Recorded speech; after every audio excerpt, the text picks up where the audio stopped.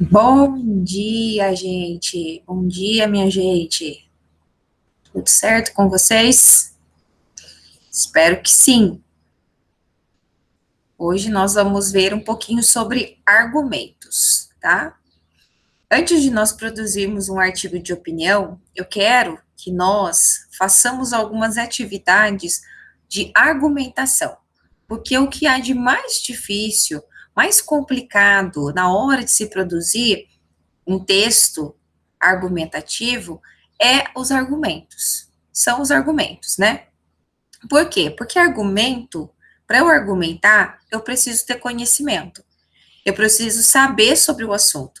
Eu preciso ter informações para utilizar como argumentos para defender a minha opinião.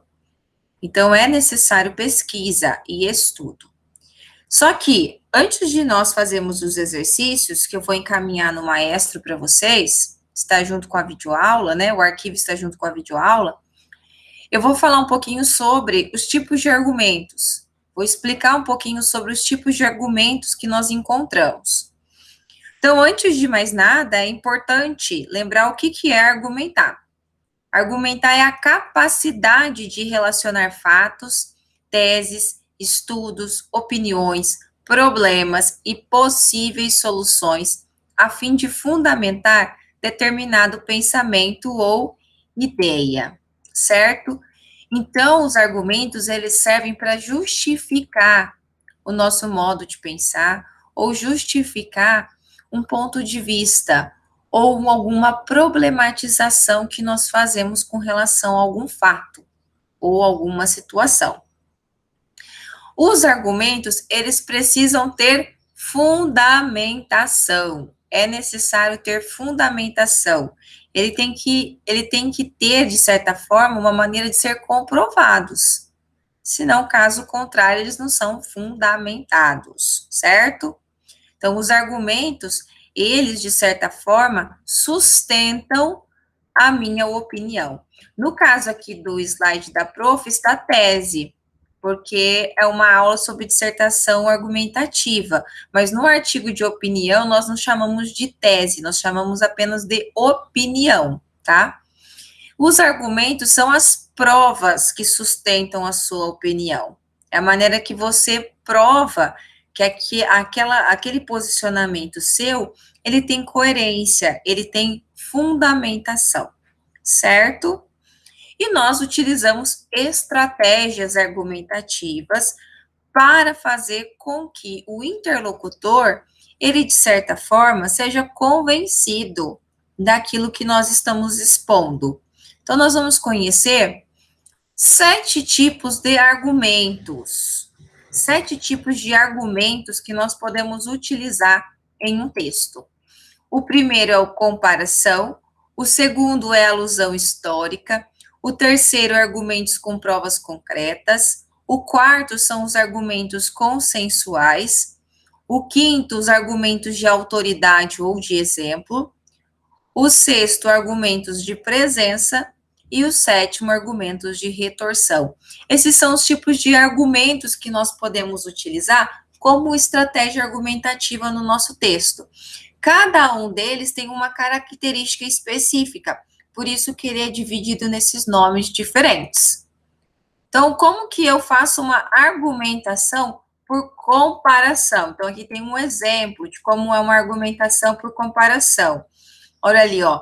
Numa lista de 82 países pesquisados pela International Center of Alcohol Policies, instituição com sede em Washington, a nova lei seca brasileira, com limite de 2 decigramas de álcool por litro de sangue, é mais rígida que 63 nações, iguala-se em rigidez a 5, e é mais tolerante que outras 13, onde o limite legal varia de 0 a 1 decigrama. Então, há uma comparação ali com a questão da quantidade de álcool presente no sangue em diversas nacionalidades ali, né?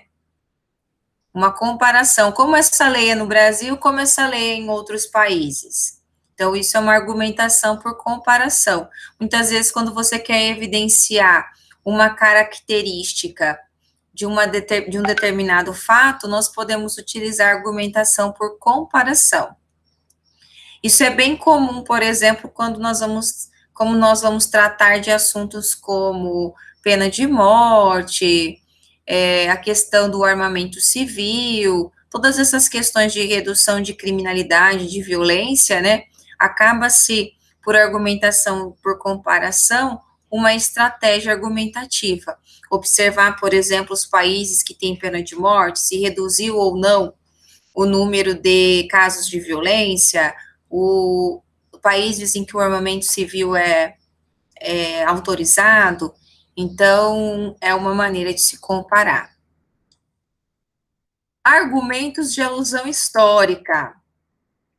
Então, o que seriam esses argumentos de alusão histórica? Quando você utiliza algum aspecto, algum fato, algum acontecimento histórico para trazer no seu texto. Então, olha ali, ó, em algum dia perdido na noite dos tempos, há cerca de 6.000 anos, o homem lançou seu primeiro barco na água e, flutuando, movimentou-se pela primeira vez fora de terra firme. Então, falando ali sobre a questão da primeira vez que o homem, de certa forma, fez algum tipo de viagem, né, por meio de barcos no mar. É muito comum também utilizar a alusão histórica para falar, por exemplo, sobre alguma guerra, ou alguma situação social que em um determinado momento histórico era aceita e agora não é aceita mais. Então, é muito comum se fazer esse tipo de argumentação. Argumentos com provas concretas. Provas concretas quer dizer que eu consigo, né, que eu consigo comprovar esse argumento por meio da lógica matemática. Então, é bem comum nós encontrarmos números nesses argumentos com provas concretas. Então, tudo que advém de pesquisas em que envolva porcentagem, números, cálculos, ela se caracteriza como provas concretas. Então, o exemplo que tem aí utilizado são os dados obtidos pelo IBGE, certo? Então, são fatos inquestionáveis, né? Porque são comprovados por meio de pesquisa, por meio da ciência. Temos os argumentos consensuais. Argumentos consensuais são aqueles argumentos em que nós, enquanto grupo, enquanto bom senso, o discernimento, considera como aceito. É como se fosse uma verdade social, aceita por todos nós. Então, ali, todo ser humano precisa de boa alimentação e lazer. Né? Isso é um argumento consensual. Nós, enquanto sociedade, compreendemos todos que isso é necessário. Isso que seria um bem consensual, onde todos nós consideramos verdadeira e justa aquela afirmação. O quinto são os argumentos de autoridade. O que é um argumento de autoridade? É um argumento em que eu busco comprovar, eu busco trazer a fala de um estudioso da área, ou de uma pessoa que trabalha em determinada área. Então, eles são um argumento de autoridade, ó. Ali tem um exemplo. O cinema nacional conquistou nos últimos anos qualidade e faturamento nunca visto antes. Uma câmera na mão e uma ideia na cabeça. A famosa frase e conceito do diretor Glauber Rocha virou uma fórmula eficiente para explicar os 130 milhões que o cinema brasileiro faturou no ano passado. Então, se utiliza da fala de um diretor de cinema para utilizar um argumento sobre o cinema. Então, é comum nós utilizarmos falas de pesquisadores, né?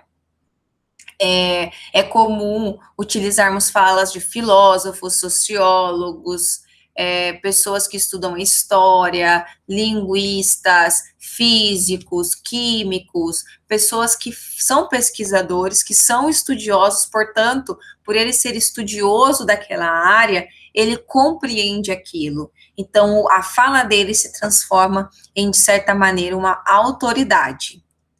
Ele tem autoridade naquele assunto. O sexto argumento seria o argumentos de presença. Argumentos de presença são pequenas narrativas que nós utilizamos para ilustrar um determinado fato.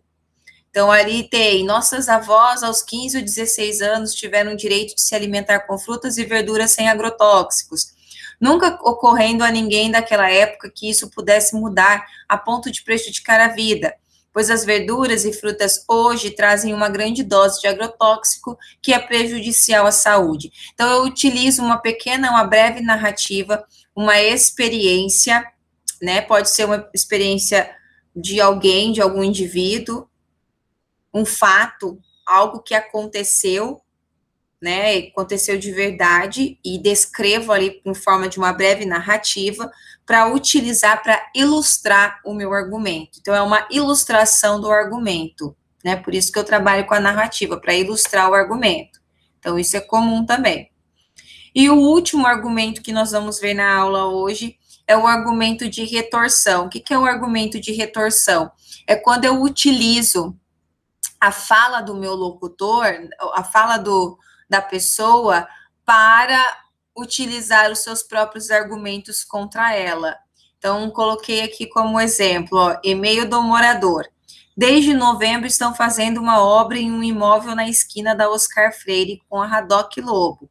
Desde o início, a lei de silêncio é desrespeitada. É impossível descansar em qualquer dia ou horário da semana. Já fizemos várias reclamações ao PSIL, polícia e subprefeitura, mas tudo leva a crer que o dono do imóvel, a construtora, tem algum poder para que não se desrespeite a lei.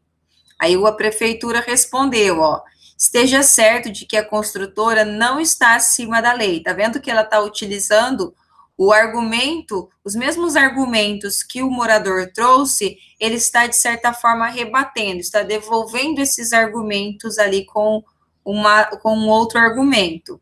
Assim como a prefeitura, que deve respeitar a legislação. A obra no imóvel na esquina citada é regular. Em relação ao barulho, agentes do PSIL estiveram no local no dia 19 de maio, constatando o ruído está dentro do que é permitido pela legislação. Peço ao morador que, caso o problema persista, nos avise, para que uma nova vistoria seja feita. Então, ele pegou aqueles argumentos que o morador utilizou e trouxe esses argumentos, né, com novos argumentos. Então, a natureza dos argumentos são iguais, só que, de certa forma, ele é aplicado de maneira diferente. Isso é chamado de argumento de retorção, certo? O que vocês irão fazer, então, como atividade, né?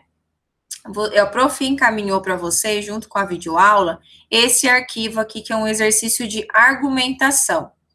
Vocês irão fazer esse exercício aqui, vocês podem fazer no próprio arquivo, né, fazer digitado no Word, responder digitado no Word e me encaminhar por e-mail, ou quem estiver sem computador, só está com o celular, pode responder no seu caderno, coloque exercício número 1, letra A, responde no seu caderno, tira uma foto e me envia a tarefa, tá bom?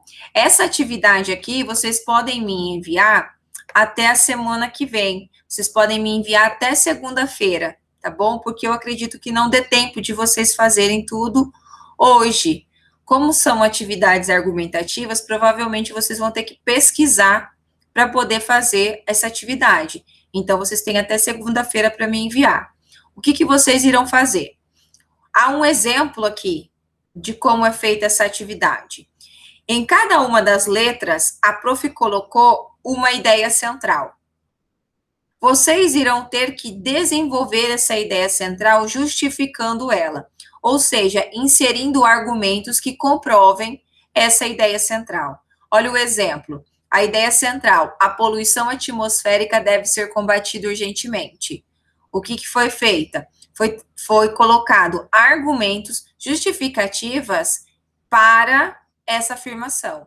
A poluição atmosférica deve ser combatida urgentemente, pois a alta concentração de elementos tóxicos coloca em risco a vida de milhares de pessoas, sobretudo daqueles que sofrem de problemas respiratórios.